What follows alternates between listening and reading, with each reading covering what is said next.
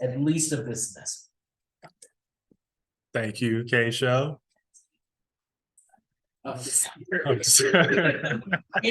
We hope. So far. All right, so I'm talking about not math. I just thought I'd mix things up. I already gave a math talk last week, and I didn't want to repeat it, and I didn't know what else to talk about. And so this is just a rabbit hole I've been going down the past couple months, and it's really, really interesting. So I thought I'd share it. So we're going to start out with some, hopefully you can read that, the corner there. These are some truths that we all take for granted. We all consider these to be self-evident. You can read them. They're just, you've probably heard these before. 1 + 1 is 2, water's wet. You know, you have subjective experiences that you can describe to people, but they can never fully experience it themselves. They only have their own experiences that they can describe to you. And then, of course, the last bullet point is that you can't bend spoons with your mind. I mean, that's a ridiculous notion. Or can you? Okay. So here's irrefutable proof of spoon bending. This is called a PK party. This is a 1985 video that you can find on YouTube. It's an hour long. I don't know if the sound is going to work, but you can skip through this. He's explaining to a bunch of people how to bend spoons, and everybody's going to bend spoons together. And you can skip through it. And people are all excited about bending spoons with their minds. And you can look it up on YouTube, and there's a lot of these. And there's crazy crackpot people showing their own YouTube videos trying to teach you how to bend spoons with your mind. I was crazy enough to try it. It did not work. But no, I did not. I was thinking about it, but I don't know if I'm that. What's your laptop for? I mean, I am controlling my body with my mind, so that's something. If only your body was made out of spoons. Yeah, and I watched this trying to find like where the spoons actually bend, and I couldn't see it. They only show like pictures of the spoons like after they've already been bent. So, you know, this is of course very questionable. But you can, you know, this stuff exists, which is kind of funny. And people say it's just a magic trick, right? Okay, so let's just talk about the issues with consciousness. You know, here's what Wikipedia calls an easy problem of consciousness, which is that if you show a robot the color blue and it can look at it and say what it's looking at, then that has a complete explanation. You put photons and math and computer science together with camera technology, and we can explain from first principles how the robot is perceiving. And for humans, Tyler's not here. Tyler couldn't be here, unfortunately, but I use him as an example. If a human looks at the color blue and says that they're seeing blue, then we can explain that because, okay, the photons go into their eyeball, they get hits cones and rods, it turns into an electrical signal, and you get neural activity that we can correlate with blueness. Like if we did a brain imaging thing and saw your neurons firing, we could actually know what color you were looking at, even if you didn't tell us. Yeah, Tyler looks pretty cool here. So this is very contrasted with what's called the hard problem of consciousness, which is, you can read this long quote by a sort of, I guess, famous philosopher, which is, you know, we can mechanistically explain how you perceive the color blue or the color red or anything. But the hard problem of consciousness is like, why are these things, why is it accompanied by your subjective experience? And this sums up something that I thought about when I was a little kid, where I was like, you know, we all agree that a strawberry is red, but how do I know if my red is the same as your red?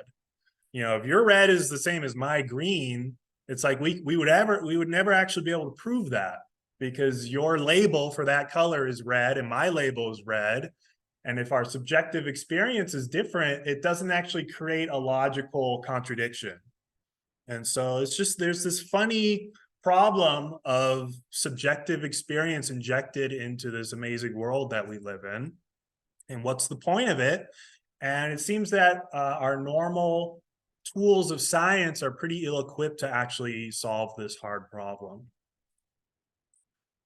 So here's a news flash. Last year, the Physics Nobel Prize was awarded to some scientists who prove that the universe cannot be both local and real at the same time. Real means that objects have definite properties independent of your observation. This is, of course, related to the famous double slit experiment, where if you observe where the electron's going, it goes from a wave to a particle. And then local means that you can't influence, information can't travel faster than the speed of light. That's what local means. And so it can't be real. The physicists prove that it can't be real and local at the same time. So that kind of leaves three possibilities left of real and not local, or vice versa, or neither real or local. This is my interpretation of it. I don't know if this is actually an accurate way to look at it. I asked ChatGPT if this is a way to interpret it, and it said yes. So on the left, where things are real but not local, this is kind of like the nice perception of reality. That's like you're in Kansas, everything's fine. And then on the right is when you leave Kansas and it becomes apparent that consciousness in some way is actually influencing reality. And I don't have a slide on this, but of course, this is like the double slit experiment. All the famous quantum physicists struggled with this idea back in the early 20th century. And I wrote here, consciousness in quotes underpins physical reality. I mean, I don't know, is it your consciousness or is it some sort of greater collective consciousness? I don't really know. I don't know if anybody knows. I'm going to argue that the real answer is that our universe is neither real nor local. And so I got this concept from this book here, which is, how can your individual consciousness be so amazing and powerful that it's influencing reality that everybody experiences? But the idea behind that is that, oh, well, we all live in the shared reality. We're all contributing to this collective reality that we're living in. And that it's not really your consciousness that's determining reality per se. It might be some collective universal consciousness. So I borrowed this from this book, where little c is your consciousness and big C is some sort of abstract collective universal consciousness. So here's my first theorem for the talk, that little c is equal to big C, okay? You're just gonna have to trust me on that one. Wait, I have Yes. a point. Yes. If this were true, we wouldn't need to trust you because we'd already all know. And once everyone becomes enlightened and we reach apotheosis, then this will be apparent. Oh. But yes. I think it's only true up to equivalence classes. We can talk after the talk, and we'll discuss the minutia. I will ask you about this in your piece. I'll have more information then. So here's another. This is true, 100%. This is this is dumb. Sorry. So news flash number 2, time isn't real, duh. Okay, so physicists apparently are trying to come up with mechanisms that underpin space-time. Like, instead of starting your theory with space and time, you start with some other geometrical weirdness that kind of, like, if you do projections on it, then you get your space and time. Space and time are dependent on this deeper geometric cosmological something. I didn't read this. I don't understand any of this, but this is Princeton researchers. They talk cosmological polytopes. So apparently this theory is being used in like atom smashing experiments where they're actually able to simplify calculations using these new ideas. Instead of sticking with space-time, you stick with some greater cosmological geometrical polytope that explains things in better terms. And is that real? Time is real the same as the previous real? Or are they different? I think time is real. It's just it's not exactly the way we experience it. We're experiencing some. I think it's still real, obviously. I think, but I just wrote that because it sounds funny. Is time local? I don't know. I don't actually know much of anything. This is mostly speculation. Yeah, we know time is flexible, right? Or something like that. I don't know. Anyways, yeah, they go through, they talk about a triangle and they're like, oh, obviously it looks like space-time plots. And so I don't know. But anyways, I thought it was interesting because they do some sort of convex hole and it reminded me of Misha. So I decided to include that. Misha's not here. Misha should not show. Yes. So quick question. How does the placebo effect work again? Can anybody tell me that? You believe that something like for drugs, you believe that the drug works. And so And then even though it's just like a sugar and then it just magically works. And like what's going on? Okay. So I've never seen this written anywhere, but I remember looking into this and thinking about that and like, wow, there's some sort of interesting connection here, maybe, perhaps. But I don't think science has an explanation for how the placebo effect actually works.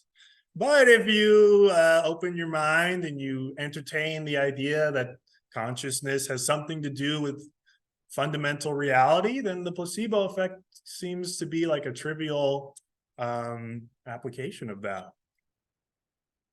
So if consciousness underpins reality and everything that you've ever known is false and you're just sad and ignorant, then what does this mean?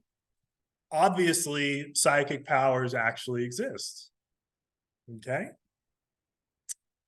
So I'd like you to now read this. What?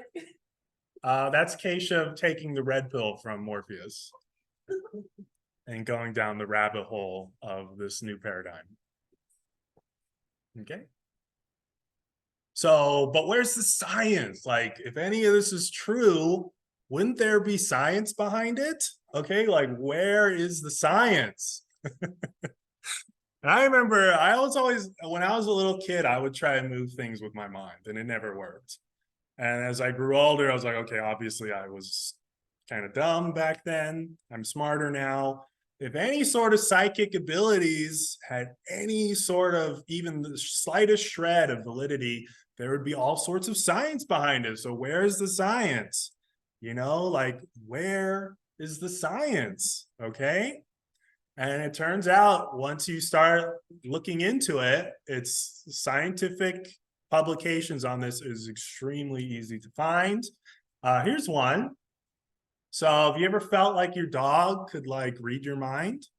Okay, so this is a study where people feel like their dog knows when they're coming home, like their dog is at the window when they're coming home, and even when their dog shouldn't know when they're coming home.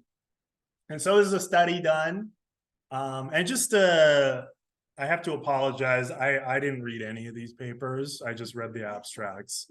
So it's incumbent upon the listener to read these papers if you really want to get into it. I just kind of take them at face value. But I'm easily convinced of things. So, Daniel, yes. You know how I knew you were in my office today? Yes. Is this the same thing? Am I the dog? Hold that thought. Okay. Hold that thought. Alright. Smell up in the driveway or something? No, Daniel tried to like come in really silently, but I heard like like a light shuffle on the floor. And I didn't, then I just turned around and he was there. But it's just funny because you might know someone who has an anecdote about something happening that they can't really explain. And all these sorts of weird things that people experience, like they have been studied in laboratory settings. It's really, really cool. This is not like a laboratory setting. They just videotape someone's home. They videotape the person and the dog and just crunch the data on how often the dog, every one of these has a p-value. Oops. Every one of these has a p-value. All the p-values are really small, which means what's the chance of it happening just by chance, or what's the probability of it happening by chance? Newsflash number 3, parrots are telepathic. Okay, so testing a language using parrot for telepathy. So someone just had a parrot and they felt like the parrot would say things that they were thinking. And so people decided to test it. And they found, they found the p-value 0.0002 of, I don't know the details of the experiment. I just thought this was fun to look at. Oops. This is not right. Sorry. I meant to delete that. So here, I remember hearing about this.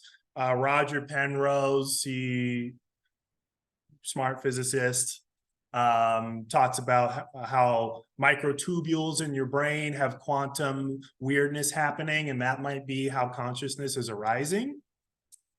And I thought this was really, really fun because I always thought the Gödels, is that how you pronounce it? Gödel? Misha? Gödel. That's what I thought. Okay.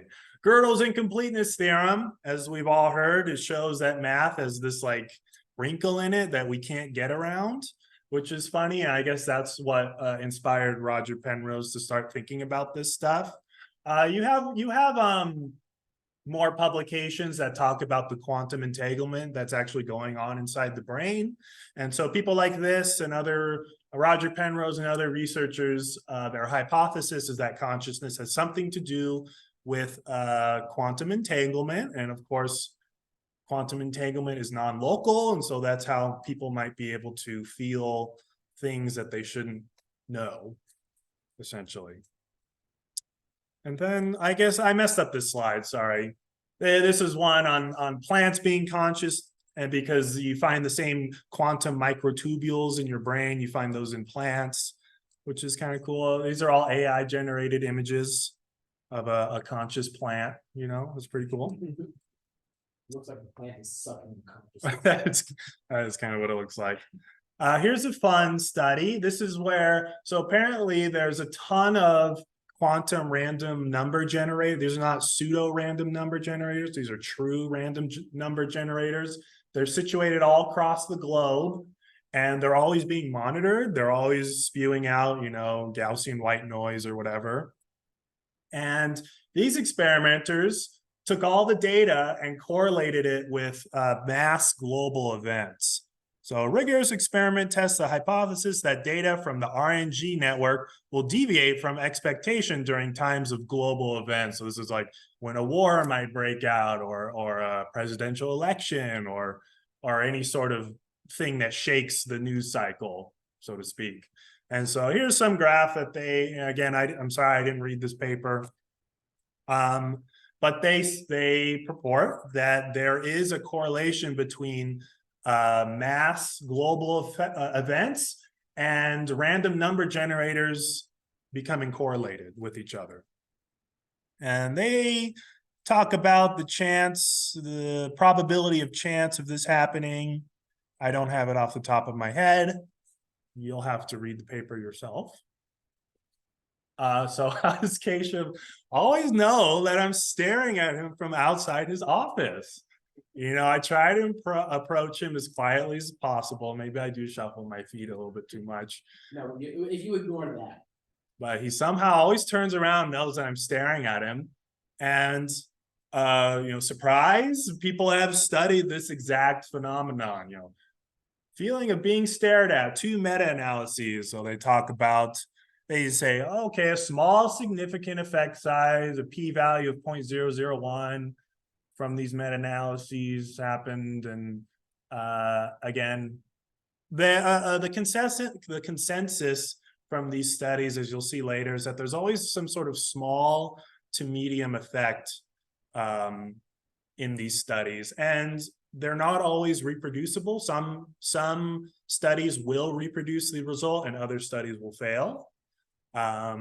So it's not proven by beyond a shadow of doubt, but there seems to be something here. Is this between like strangers? Like the stranger is staring at another stranger, or is it like you have to know the person? I think it's strangers. I believe it's strangers. They use a two-way mirror. I don't know. Yeah, What's the one that you can't see? Yeah, I apologize. I wish I kind of had all the details in my back pocket. I just did not have time to read through these are big research articles.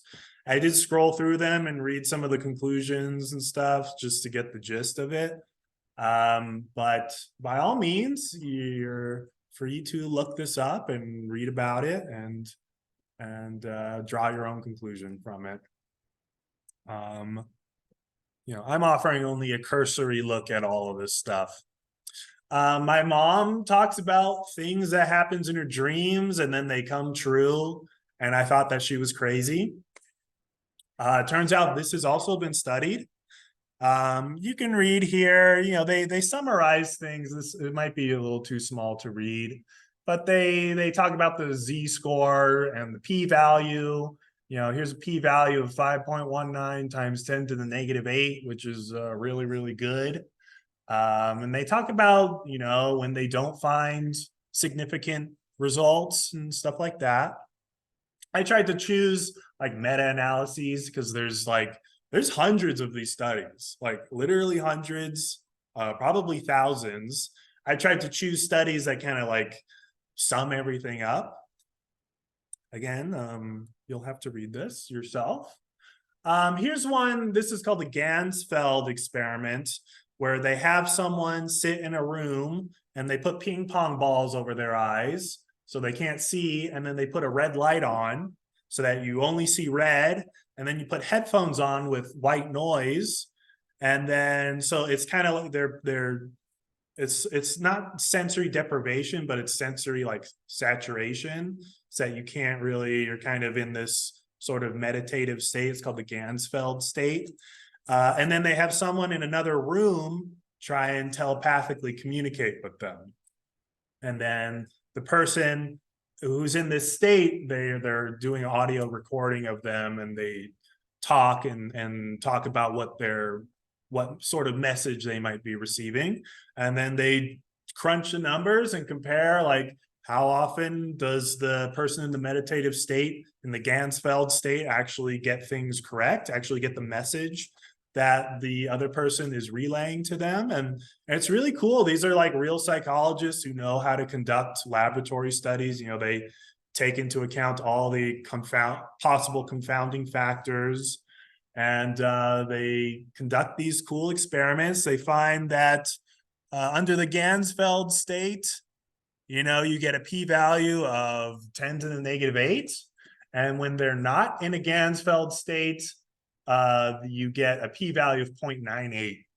So the Ganzfeld state seems to have a significant effect on your telepathic ability to get messages from other people, apparently. This is called precognition. And this is really interesting, where they take this is 2 different studies kind of doing the same thing. These are 2 meta-analyses. Meta-analyses of probably a couple hundred different studies. And this is a meta-analysis where they put all the studies together and they crunch all the numbers to get the signal from the noise. So what they do is they take someone and they put sensors on them to get their electrodermal activity, their heart rate, pupil dilation. So they're not getting people to guess anything. They're only measuring physiological parameters of people. And then they will show someone either a neutral image or a really shocking image. And they notice that their physiological parameters react accurately before they actually see the image, suggesting that there's some sort of precognition effect happening, that they're reacting to some sort of future event, which is kind of crazy. And of course, you're free to read this stuff in case you don't believe it. Maybe they're making all this up. Maybe this is just a big pyramid scheme or something. Who knows? Here's an interesting one. So this is like the classic double slit interference experiment, where the pioneers of quantum physics all like really struggled with what the heck is going on when we observe what happens. The wave function collapses, and the electrons and photons act differently depending on if you measure it or not. Like, this is so odd. And so people actually did an experiment on this phenomenon, and they did 6 experiments. And again, I apologize, I can't accurately sum it up for you, but they analyzed like the power spectral density of the interference pattern, and noticed that if they have someone in the room who's thinking about observing where the photon, which slit the photon is going through, they notice that the interference pattern changes. So to make it clear, the person in the room is not literally measuring which slit the photon is going through, they're just thinking about it. And this seems to have an effect on it, which is quite crazy. So that was some publications that I found. There's thousands of these publications. Again, maybe they're all crazy crackpots and none of this actually makes sense. And it's just like misinformation or something. Of course, that remains a possibility. Here's some societies that I found that specialize in all this. Again, I didn't think any of this existed. I thought there's no such thing as science in the realm of, magical weirdness. But there is. You've got the Princeton Engineering Anomalies Research, where they research how consciousness interacts with like engineering tools. You have a whole journal of parapsychology. There's multiple journals like this. At the University of Virginia, sorry, you can't see. You have the Division of Perceptual Studies with, and you have actual academics and professors studying this stuff, which I couldn't believe. I didn't think that was the case, but this is real, apparently. You have the Institute of Noetic Sciences. This is a fun place to like get started on this rabbit hole. You have the Rhine Institute. This is what Ken told me about, a guy at Duke. He's considered the father of parapsychology, J.B. Rhine. And then you even got French people jumping in on the paranormal stuff. Okay, so anyways, this lady, you might have seen her name come up, Jessica Utz. Her name was on a couple of the publications I showed. She's done like meta-analyses of all the meta-analyses and looked at all the data. And her conclusion is that the magnitude of psychic functioning exhibited appears to be in the range between what social scientists call a small and a medium effect. It is thus reliable enough to be replicated in properly conducted experiments with sufficient trials to achieve the long-run statistical results needed for replicability. So that was what I was saying before, is that replicating this stuff can be really difficult, and sometimes it is replicated and sometimes it fails to be replicated. But that's just feeds into how interesting this stuff is, that if you're this all has to do with subjective reality, so everybody experiences these things differently, and sometimes you see these effects and sometimes you don't. But this is Jessica Utz. She's a professor emerita at the UCI, University of California, Irvine. She has a really good track record. She was the director of like the chair. I don't know. You can read her CV. Really accomplished scientist. She's known as being a master statistician, I guess is one way you could put it. There's a video of her giving a presidential address to some college. And she sums it up pretty nicely, which I think I'll show you here. Parapsychology is concerned with the scientific investigation of potential skills that are commonly known as psychic abilities, such as precognition, telepathy, and so on. For many years, I have worked with researchers doing very careful work in this area, including a year that I spent full-time working on a classified project for the United States government to see if we could use these abilities for intelligence gathering during the Cold War. This 20-year project is described in a recent book by physicist Edwin May, the lead scientist on the project, with input from his Soviet counterparts. At the end of that project, I wrote a report for Congress stating what I still think is true. The data in support of precognition and possibly other related phenomena is quite strong statistically and would be widely accepted if it pertained to something more mundane. Yet, most scientists reject the possible reality of these abilities without ever looking at data. And on the other extreme, there are true believers who base their beliefs solely on anecdotes and personal experience. I have asked the debunkers if there's any amount of data that could convince them, and they generally have responded by saying, probably not. I asked them what original research they have read, and they mostly admit that they haven't read any.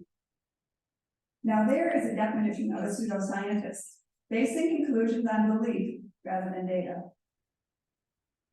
When I've given talks on this topic to audiences of statisticians, I show lots of data.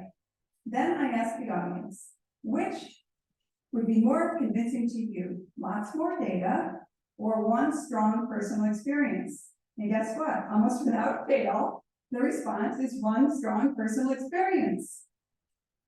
Of course, I'm giving you an extreme example, and I think people are justifiably skeptical because most people think that these abilities contradict what we know about science. They don't, but that's the topic of another talk. So what do we really mean? Yeah, so don't take it from me, take it from her.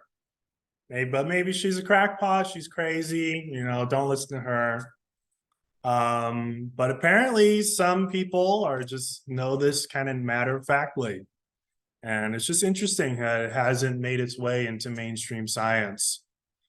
Okay. Oops. So how do I go? Oh. Sorry, how do I? Good evening. Oops. Okay, here we go. All right, so next, we're almost done here, don't worry. So this is this gets she talked about, Jessica Utz talked about her 20-year classified research into intelligence gathering. This is called remote viewing. So this is has anybody heard of the CIA putting millions of dollars into this thing called remote viewing? They later came out and said, okay, this remote viewing doesn't work, but I don't believe that. There's lots of publications, lots of work on remote viewing. It's really silly. I mean, so I actually started reading about how to do remote viewing, where you take an image, so here's a nature image, and you put it in an envelope and you just write a totally random code on it. You seal up the envelope and you put it away. And then you go to someone and you give them the code and they meditate on the code and you just like write down the feelings that you get when you think about the code. And then you compare their guesses to the real thing. And so that's what remote viewing is. And I just thought this was interesting. You put the picture in an envelope and you write the code on it, and that creates this abstract connection between the code and the picture and some sort of quantum, I don't know, entanglement thing going on, and that's what people are tapping into in order to remotely view the target. Lots and lots of work done on this. This was, you might have heard of this movie, The Men Who Stare at Goats. This was about the whole CIA program. You know, they took this very, very seriously. They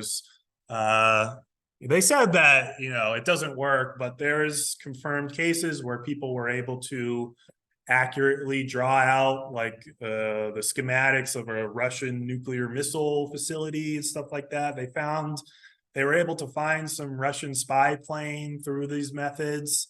This on the left, this is some, you know, I don't know if you want to believe this or not. This is apparently a declassified document of some lieutenant or something talking about the gateway process, which is like a meditation technique using like weird binaural beats where you're able to induce out-of-body experiences, and then you can go to your adversaries and spy on them. That was the whole idea behind this. And apparently they don't do it anymore, but I'm not sure I believe that. Okay, so maybe this is all just to make money, you know. Here's the Monroe Institute.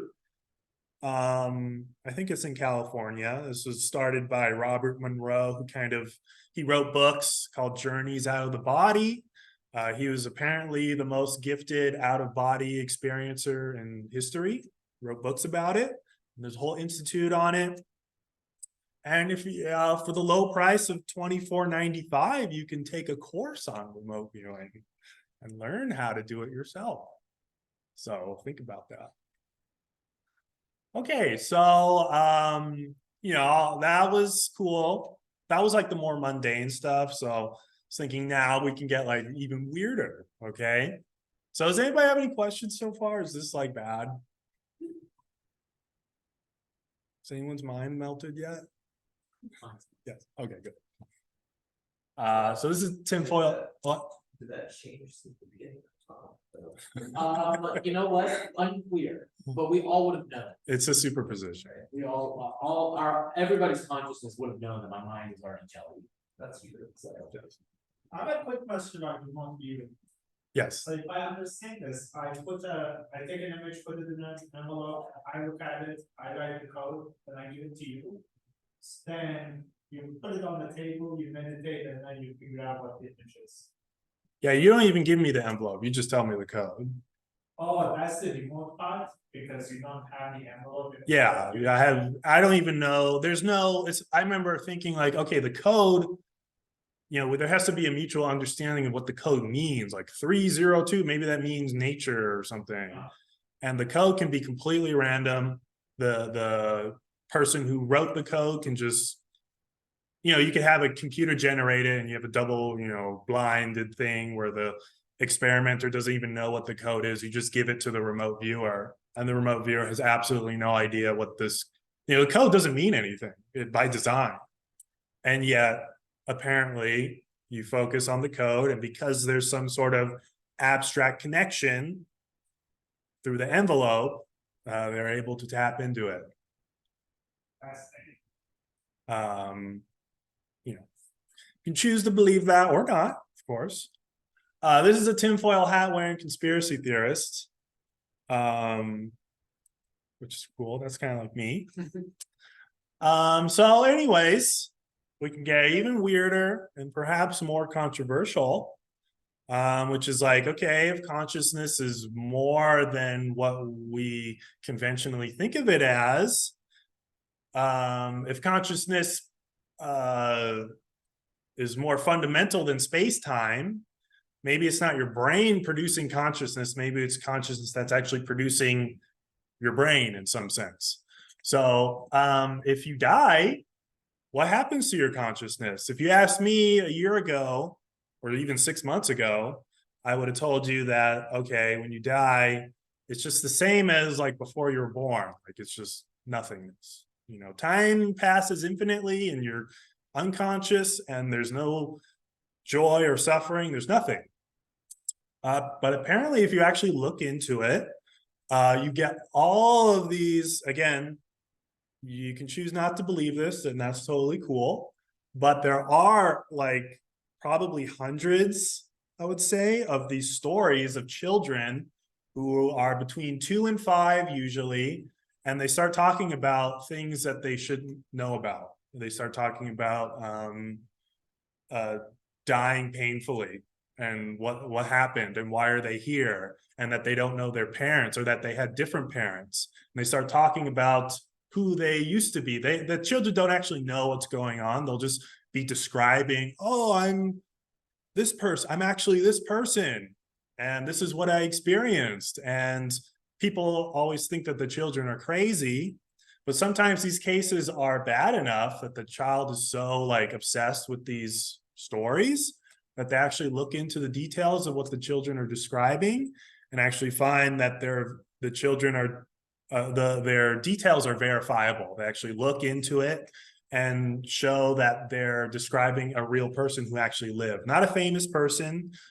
Like when you dig deep, not just a Google search, and you look into the people that they're describing, they're able to find the actual person that these kids are describing. And this is the hypothesis that these children lived that life previously and they died. And now they're here, and anomalously, they remember details about their past life. So you can read all about these stories. This is, the University of Virginia. I already showed this, the Division of Perceptual Studies. They take this stuff really seriously. There's this book that I read. This was interesting. This is now a Netflix special where they talk about this previous life stuff. So I guess, I don't know what to think about it, but it's there. You also have, sorry, this stuff is so small, but I think this guy who's associated with this division, on his website, he talks about near-death experiences. So there's all sorts of near-death experiences. Over here, you have the Journal of Near-Death Studies, and you have like thousands of these stories of, and these are reported by doctors. These are reported by cardiac surgeons, where their patients suffer a cardiac arrest or something, and they die, and their brain goes offline, and then they're able to resuscitate them. And then the people come back, and they always have some sort of experience to share. And these experiences are always have themes, like, they saw the light. This is all really, what's the word? I forget the word, but it's like tropes of what you've heard. Like, what happens when you die? Well, you see a light, or you see loved ones, or you have a life review. Your life flashes before your eyes. You encounter deceased loved ones. You have a sensation of being drawn into a tunnel. Sense of overwhelming peace and well-being and absolute unconditional love. And then when they come back, they have a marked decrease in or fear. They have a marked decrease of fear and death and things like this. And this is these are doctors where their patients, they have hundreds or thousands of patients who are reporting this to them. And this happens regularly, and you can read all about it. And maybe they're crazy. Maybe this is just some glitch that happens when your brain turns off. Or maybe not, I don't know.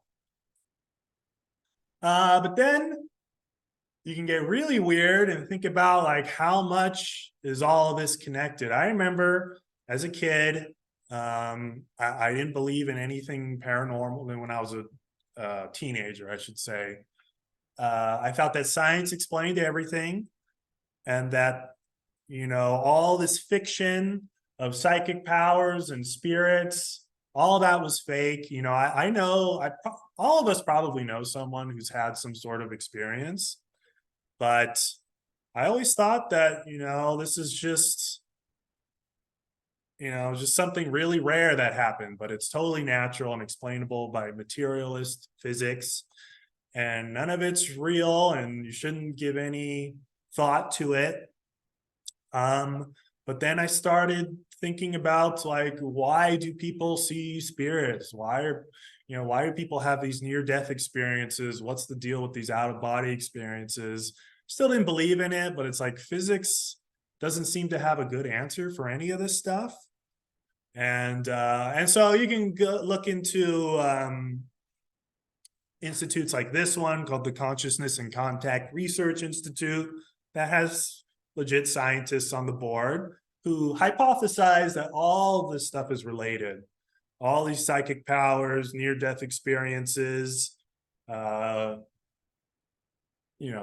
things that none of us really believe in, that it's all somehow connected in this weird fabric of consciousness.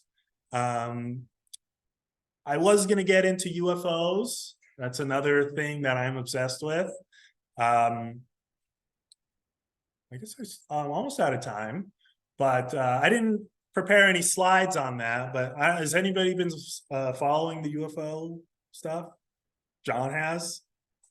Yeah, I have a different take, but yes. Yeah, so I'm like, I'm gullible, so I'm like a full believer. I've looked into. It's said that like that's really damning evidence there, UFOs for you. Well, just in July, you had the Congressional Oversight something committee where whistleblowers came forward. You had David Grush, he's the new whistleblower on the block. But then you had old whistleblowers, Colonel something, I forget their names, but pilots who've seen stuff when they're training in the military and the Air Force. They've seen things. And if you actually look into it, there's videos. Oh yeah. I mean, there's. Which was your favorite? Oh, that's a good question. There's actually one. I wish I had it, but I grew up in Big Bear, California, and there's a video from Big Bear, California of people looking for UFOs, and they're shining laser pointers into the sky trying to antagonize them. And you see a thing buzz by and their laser pointer touches it and it glimmers and it freaks out and runs away. It's just this little speck in the sky. But that's how most of the videos are. It's just a blurry blob in the sky. And some of them are just floating by, which most people think are balloons. And then some of them are fairly anomalous. Like you have maybe you've seen like the Go Fast video, like the Navy actually released their own video of sensors that are seeing these UFOs and they don't have heat signatures, which doesn't make sense. Doesn't make thermodynamic sense. They're violating the second law of thermodynamics. They're not generating heat. It's like insane. And if you go far enough down the rabbit hole of UFOs, and you're gullible like I am, you start to believe that the UFOs aren't necessarily just extraterrestrials that made their way over here. There's some sort of conscious phenomenon. And you might have heard that there's some sort of extra dimensional non-human intelligence. Have you heard this? There's like a UAP Disclosure Act bill that's that members of Congress are trying to pass right now or something. It's being blocked by, there's a whole, I won't get into it, but they don't use the language of extraterrestrials. They say non-human intelligence. And they're trying to broaden the scope where it's like these aliens, it might not just be as simple as an advanced civilization that figured out faster than light travel and got here. There might be something even weirder going on. And if you ask these researchers, they'll tell you that it's not just a nuts and bolts materialist physical phenomenon of aliens, it's some sort of weird paranormal consciousness-based phenomenon.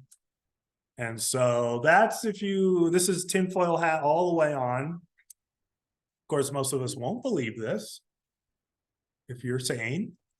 But that's it. That's all I have for you.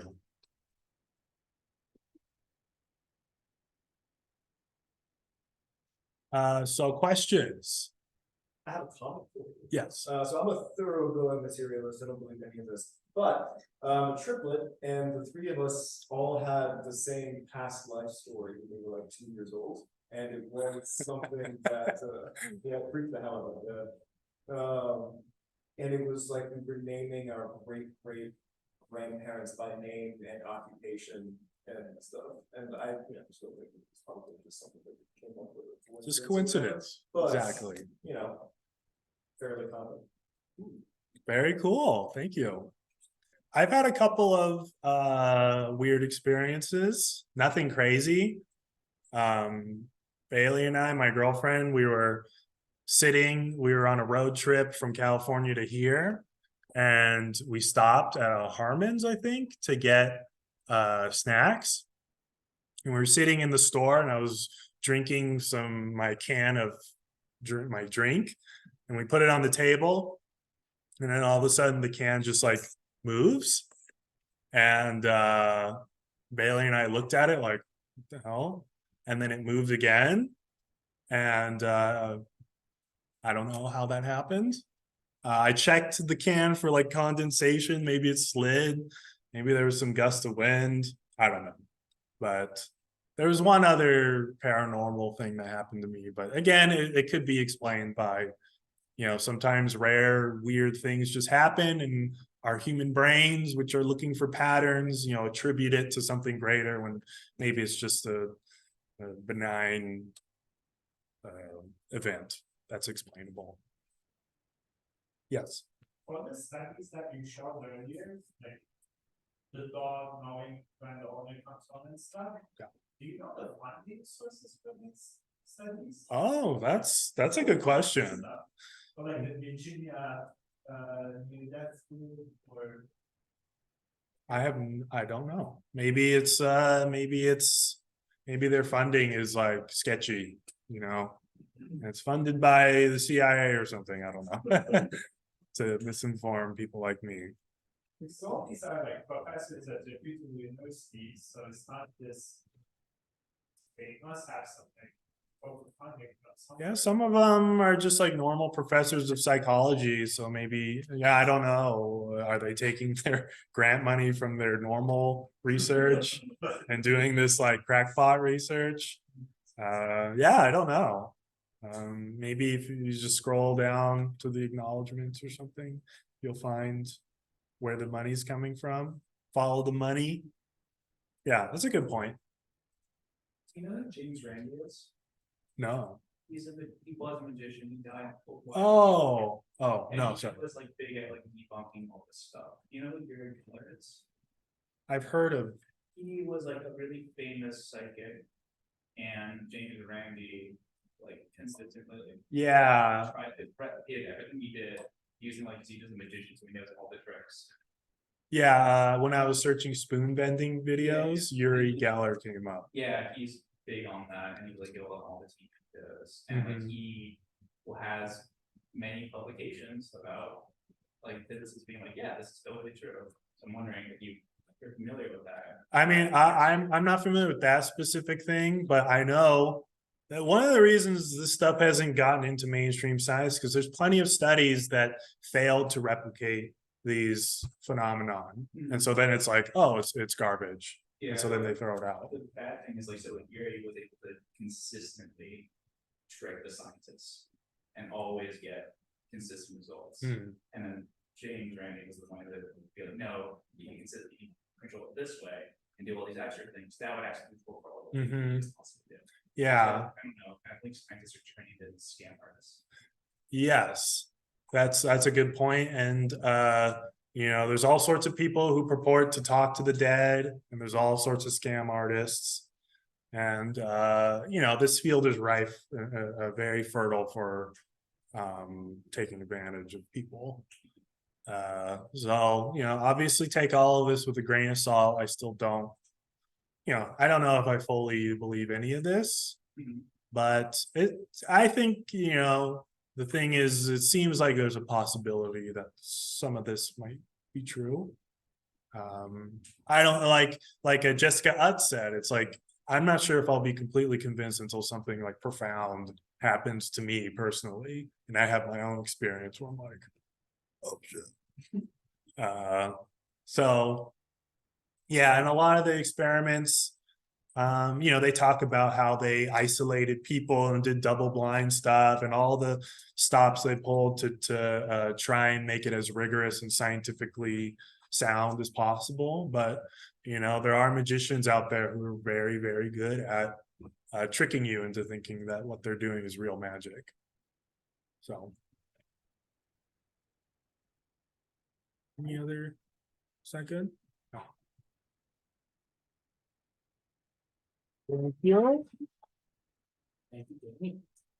I did want to say too, that you can move things with your mind, like your arm. That's what I was That's thinking. still, Like I can move. A little bit side, like, yeah, Exactly what I was thinking. it's a weird connection. Oh yeah, yeah. Oh yeah. It's weird, right? So I shouldn't be able to think something. Everyone's mind. I'm with the thought.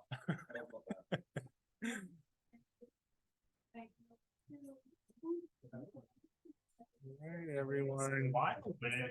Is that cool or what? That's a deep rabbit hole. This is cool, right? Yeah, I didn't know that there were journals dedicated to this Yeah, stuff. I didn't People know doing either. I did not statistical know. analyses, like p-values everywhere. Yeah, yeah. And yeah, these are like just professors at normal universities. Right. That's the exact reaction I had when I saw all this stuff. I was like, there's no way. Yeah, because they're also staking their professional reputation on this stuff. Yeah. So I also, I'm curious about how they're seen in these departments. Like you have, They what? like you have 50 psychology faculty, 3 of them are involved in these fields. How are they sort of seen by the other faculty members? Like, is this That's a good question. If you ask Ken, the reason Ken was here is because he was at Duke or Princeton or something, and he knew people who did this type of research. That's why he came. And this was in like the 80s or something. Sure. And so apparently, I don't know, some professors just low key keep it, are believers and do science on it, and maybe a lot of other professors just ignore it and just, I don't know. I don't know. But it's just weird that it's not mainstream, which I guess makes sense, but Yeah. People Is it deserve the new to black know. color, sorry. What? Is it the new black MacBook color?